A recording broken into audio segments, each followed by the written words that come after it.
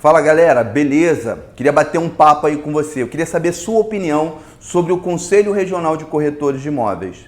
Aí no seu estado, eu vou dar sugestões e a minha opinião sobre o que o CRES, o COFES poderia fazer para ser uma coisa mais justa, para que as inadimplências diminuíssem e, sobretudo, o que eles podem fazer para que a nossa categoria seja valorizada pela sociedade e pelos clientes.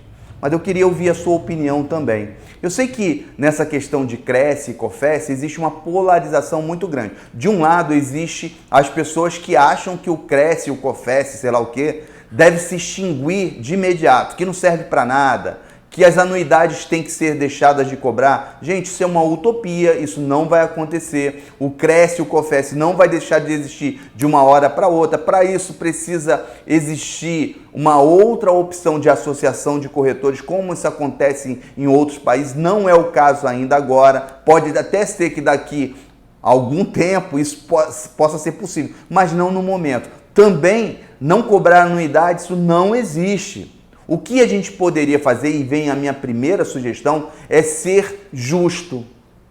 Porque não é justo, é um corretor lá do Acre, onde os imóveis valem 40, 50, 70, 100 mil reais, pagar o mesmo valor de anuidade, ou qualquer outra cidade pequena, até mesmo aqui no Rio de Janeiro, pagar o mesmo valor de anuidade que o corretor que trabalha aqui no Rio, trabalha em São Paulo, trabalha em Brasília, em regiões que os valores dos imóveis são muito altos. Isso não é justo. Além de não ser justo, não é inteligente, porque esse corretor não consegue pagar a anuidade.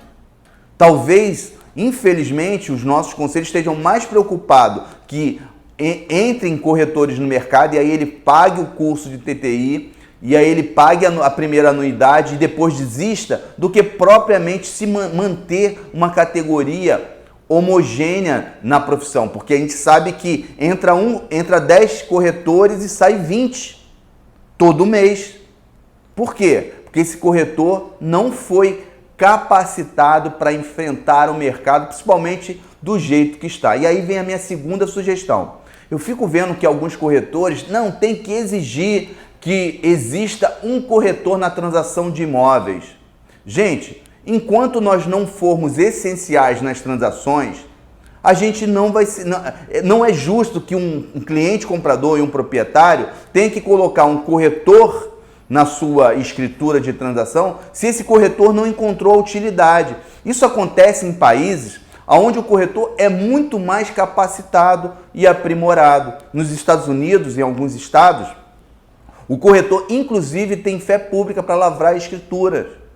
O corretor tem uma outra utilidade lá. Aqui no Brasil, o cliente comprador, muitas vezes, o proprietário, vai ter que contratar um advogado para fazer um detalhezinho, para explicar a documentação. O cliente comprador não se sente seguro transacionando o imóvel com um corretor, muitas vezes, despreparado. Então, aqui a utilidade do corretor tem sido praticamente, eu sei que existem muitos corretores bons em todo o Brasil, mas a regra é que o corretor é de verdade um vendedor e um mostrador de imóveis.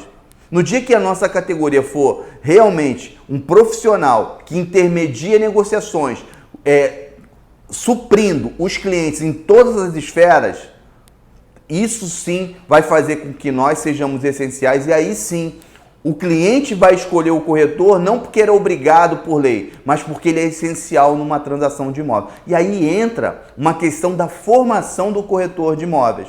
Olha, gente, nenhum curso, nenhuma faculdade forma de fato um profissional. Mas cabe ao conselho, talvez, exigir, despertar nesse profissional a necessidade dele buscar conhecimento e se aprimorar.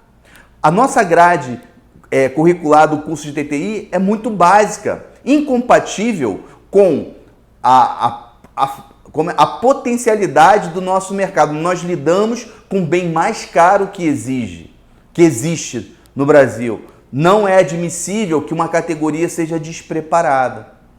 E aí eu acho que o CRES tem tentado fazer dado suplementos de conhecimento aos corretores. Mas falta uma coisa, fazer com que o corretor perceba que esse conhecimento em documentação, principalmente, é essencial para ele se desenvolver como profissional e ele ganhar mais.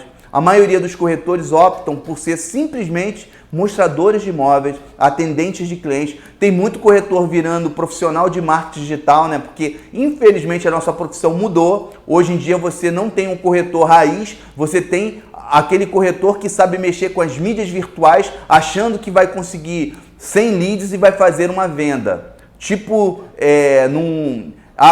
se eu conseguir 100 leads, se eu conseguir 100 clientes, eu faço uma venda. Essa proporção, ela não funciona. Na verdade, o corretor deve se qualificar mais para que ele possa qualificar mais o seu trabalho. E aí eu acho que o Cresce já estava na hora, o COFES, de implementar no nosso curso de TTI pelo menos 2 disciplinas. Eu vou dar 2 disciplinas que eu acho que deveríamos ter, tá? Inclusive tem algumas disciplinas na grade curricular do TTI que nem tem mais necessidade, a verdade é essa. Não vou falar, mas se você olhar bem, você vai ver. A questão, por exemplo, do português. O português, excelente. O brasileiro, o corretor tem que saber escrever, saber falar, só que é preciso aplicar na comunicação da nossa função. Como é que o corretor se apresenta para o cliente, ele argumenta, se comunica? Na verdade, falta a parte de comunicação. Uma disciplina que ensinasse o corretor a melhor argumentar, se comunicar, não simplesmente ensinar o português. Deveria ter uma matéria prática, dado por um corretor, por um professor prático, que realmente trabalha no mercado. Deveria-se ter uma disciplina de comportamento de clientes.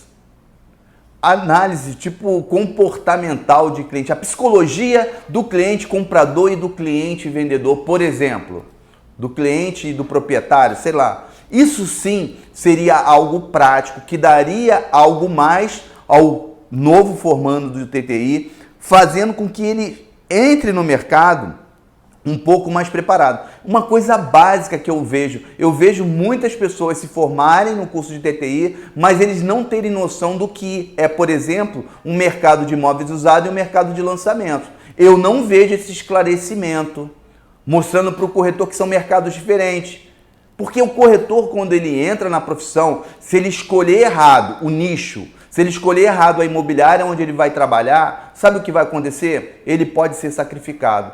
Isso era uma matéria que deveria ter, uma disciplina na prática, ajudar esses novos formandos a escolherem um local para trabalhar, ensinar para eles que existem imobiliárias que têm boas práticas e que vale a pena ele estar inserido naquela imobiliária e outras que não têm tão boas práticas.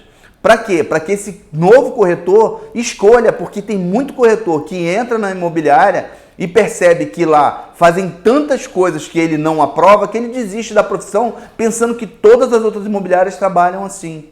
Então, essa é a minha sugestão de equidade na questão de anuidade a nível nacional e também uma melhor formação para o corretor, despertar nele a necessidade dele aprender outras questões, dele não se conformar em ser um mero corretor de imóveis ou um mero divulgador através de mídias virtuais, ou seja, qual for outra forma de divulgação, mas que ele queira mais.